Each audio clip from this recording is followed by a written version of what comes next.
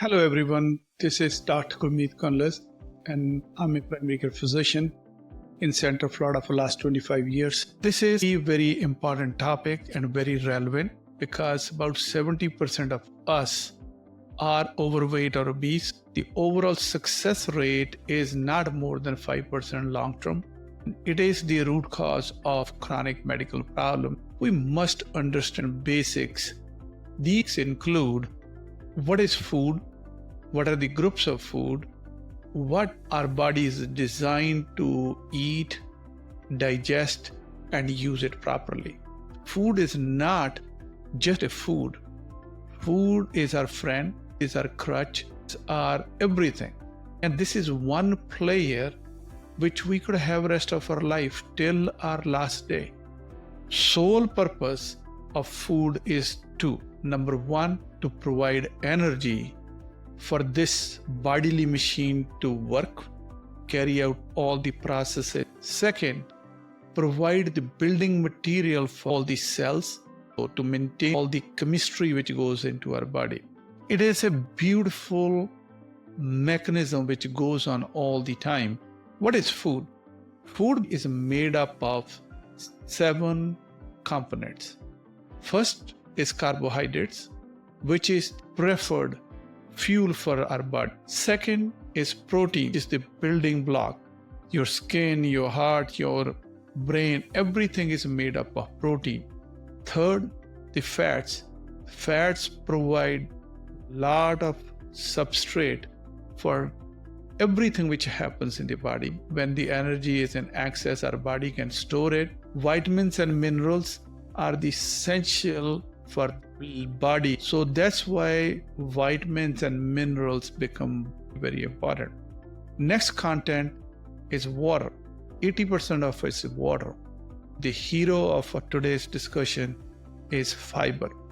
Fiber is an insoluble or indigestible carbohydrate. Once we consume, it stays in the body the way it is.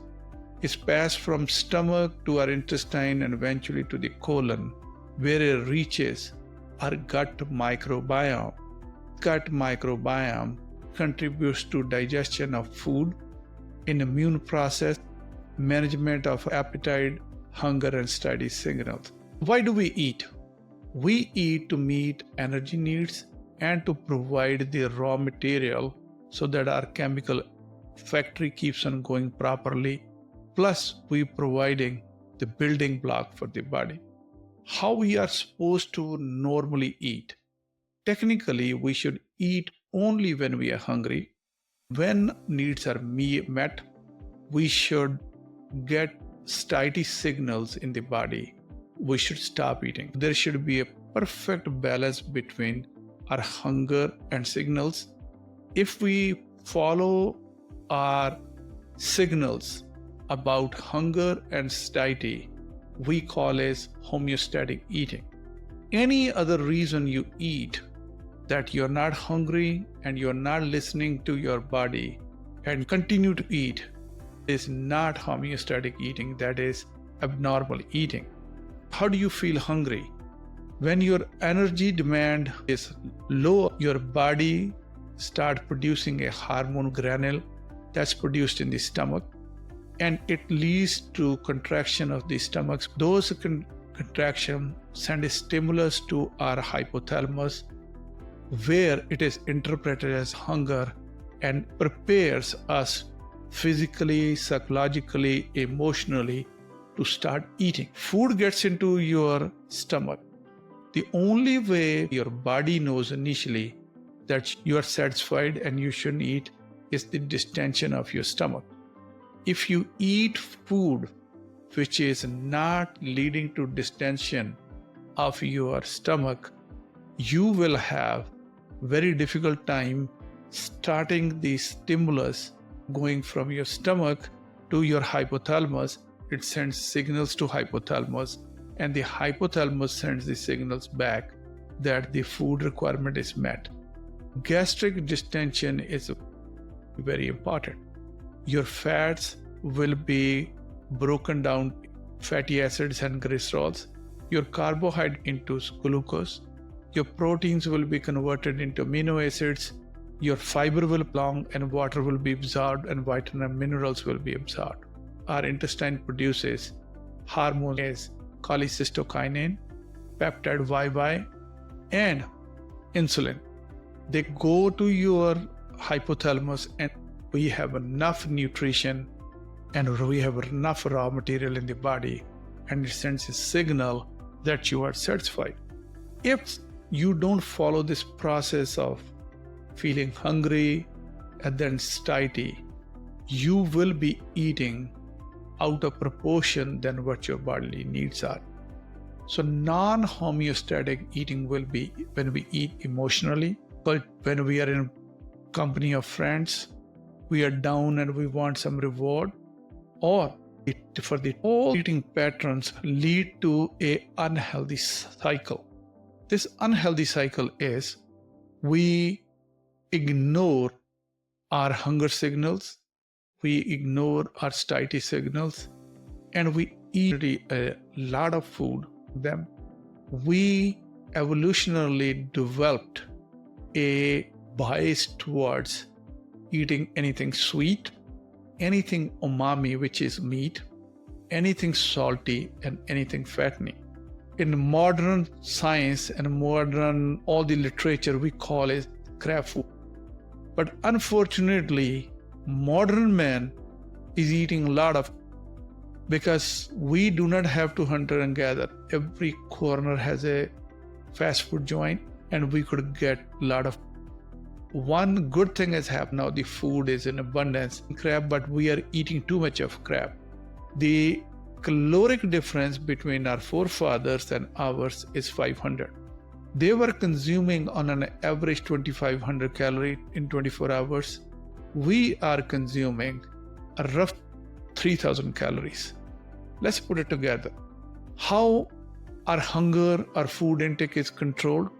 Biologically, hypothalamus is the center which starts hunger signals and satiety signals. That starts the hunger pains.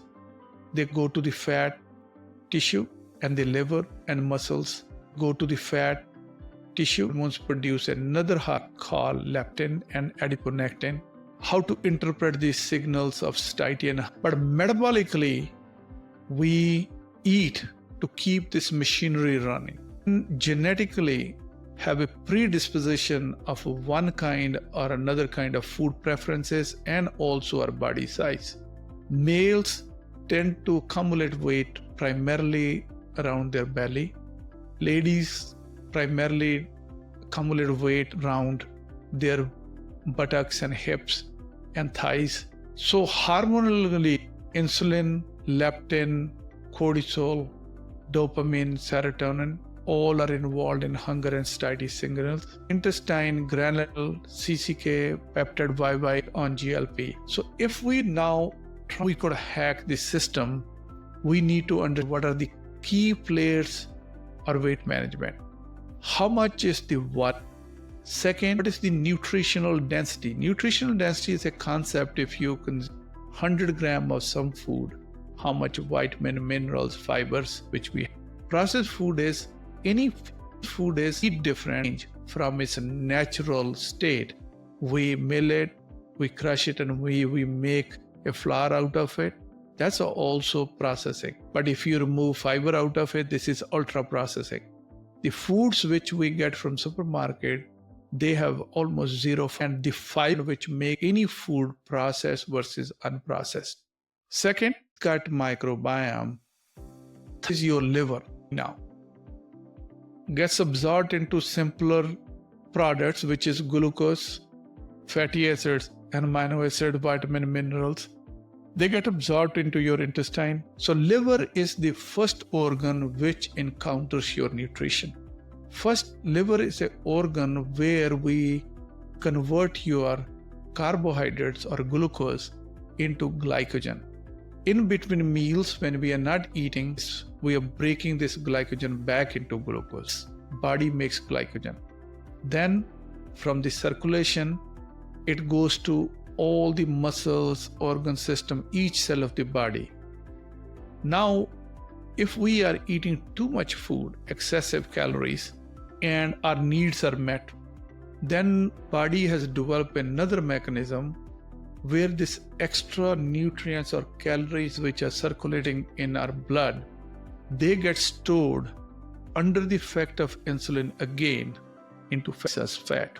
And the worst kind of calories are liquid calories, because you're drinking sugar water which has no vitamins, minerals, protein, fats, fiber, is the processed foods, donuts, cakes, cookies, white bread, which can be quickly broken down into its individual parts and get absorbed into our circulation.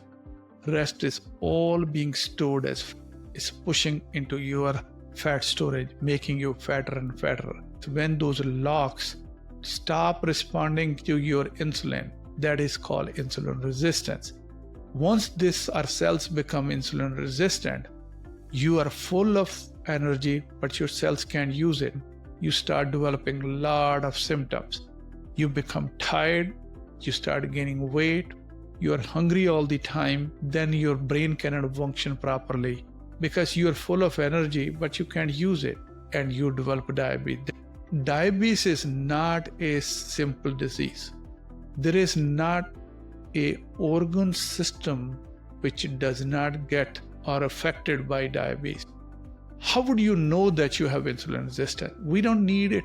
The simpler rule of thumb is any male who has waist size more than 38 or a female waist size more than 35 or your body mass index more than 30, you are insulin resistant. You can correct how we reduce insulin. Any kind of a hack basically will involve insulin. We need everything to decrease insulin. When the insulin levels go down with proper diet, then those locks start reacting to lower levels of insulin and they open the gate and we start using this carbohydrate. Simplest way, want to know how much you should eat, take your weight in pounds multiply by 10. And if you want to lose weight, you must create a deficit of 500 calories. So if you are 200 pounds, multiply by 10, your daily requirement is to 2000 calories. You create a deficit of 500, which either through exercise or through diet will be 1500 and you will start losing weight. The concept of basal metabolic rate. Total caloric need about is weight in pounds multiplied by how body allocates these things. Just to live, you have to breathe, your heart is pumping, digestion is going on, them need energy. Power is called your basal metabolic rate, and basal metabolic rate consumes about 60 to 75% of your total calories. In addition to the chemical reaction happening in the body, that's from doing just activities of daily living that we call need. Those the activities you have to do just to live on. And we consume about 15 to 30% of your total daily expenditure. There is a concept which we call donut is a simple carbohydrate quickly broken down into sugar and gets absorbed. But if you're eating whole wheat, your body has to break or this complex carbohydrate into simple and it spends energy. Then is the exercise, 10 to 15% of your total calories. Exercise can contribute up to 10% of your weight loss. So concept is total caloric needs basically fall into four we call basal metabolic rate and activities of daily living to maintain ourselves, which is need, then exercise, and then what kind of foods which we eat and to extract calories out of that, the energy which we need to spend, that is TE. So body has a set point. Starving is not going to work. Remember, age is magical. As we go through circle of life, our muscle mass decrease. That leads to decrease in BMR. We ever want to increase our BMR to important hacks are: number one is strength training or weight training, and second is high protein diet. Balanced diet provides us with adequate fat, proteins, vitamin, mineral, and fiber.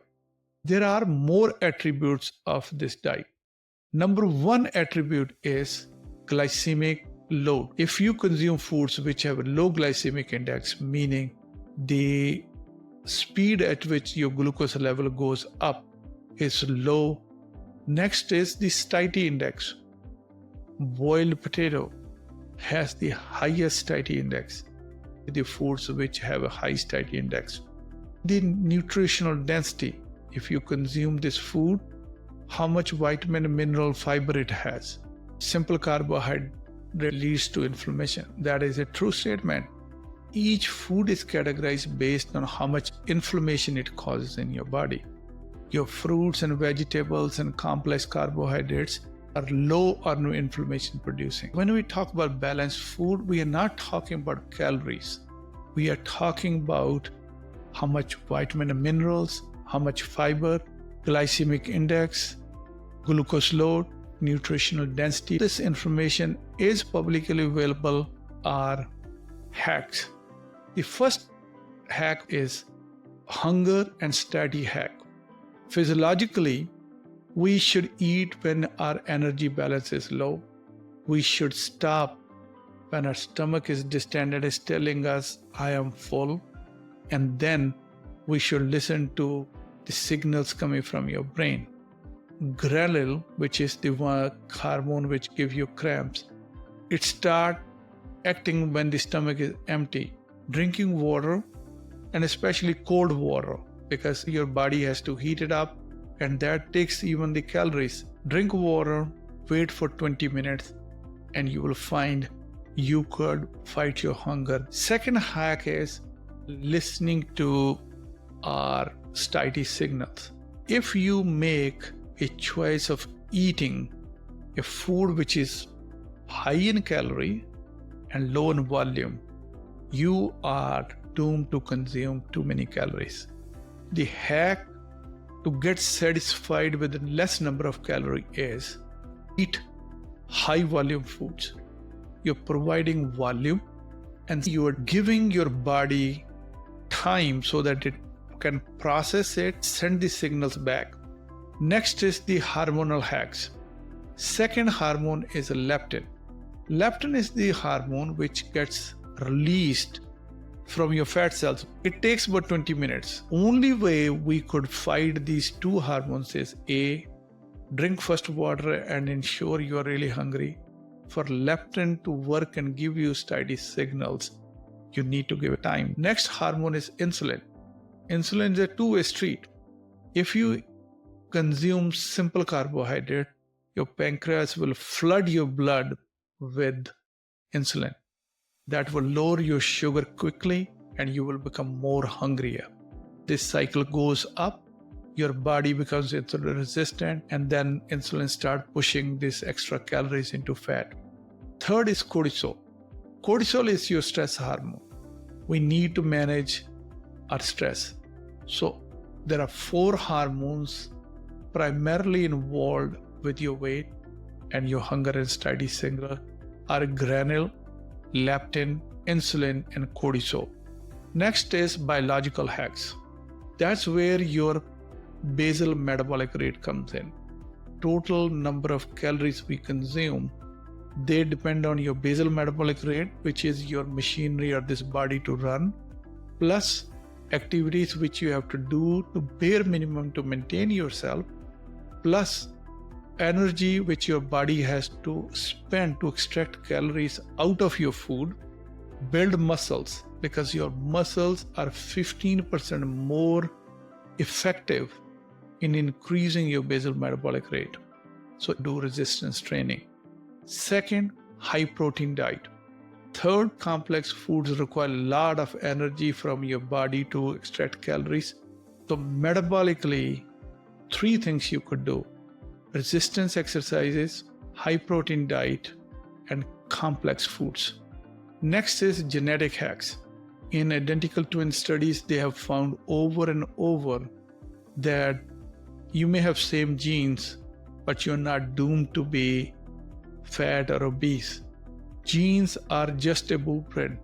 You could beat your genes. If you pay attention, you could genetically hack it up. Biological hacks depend on your gut microbiome. In your gut, you have trillions of bacteria. When the food is traveling from small intestine to large intestine, these bacteria survive only on fiber.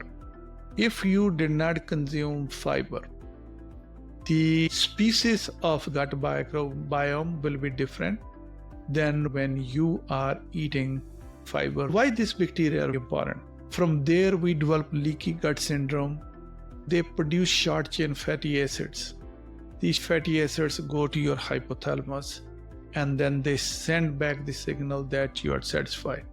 These bugs are important for integrity of the gut, immune system, and they also produce neurotransmitters and hormones which mimic. Gut microbiome is very important. You might have heard three terms: prebiotics, probiotics, and postbiotics. Prebiotics is the one which your gut microbiome eats. Gut microbiome is called probiotic. Postbiotic is all the chemical things which they produce. Then neurotransmitters, chemicals, then remaining debris of these bugs, giving our immune system a memory. Next category is a dietary hack. If we have to consume carbohydrate, and we should, then we should eat fruits, vegetables, legumes. I don't believe we should mix legumes and grains in one meal. Either we consume legumes or grains. High protein diet, we all as Americans are familiar. High fiber diet is the one which I am trying to create awareness and want to do that. High fiber diet for a male should have about 35 grams of fiber, and for a female about 28. Each fruit has about 3 grams of fiber. 1 cup of cooked lentil is about 12 grams of fiber. Meats have no fiber. All the processed food has no fiber. Grains 4 to 5 per serving. Way to get high protein and high fiber is legumes, especially red beans, kidney beans, lima beans.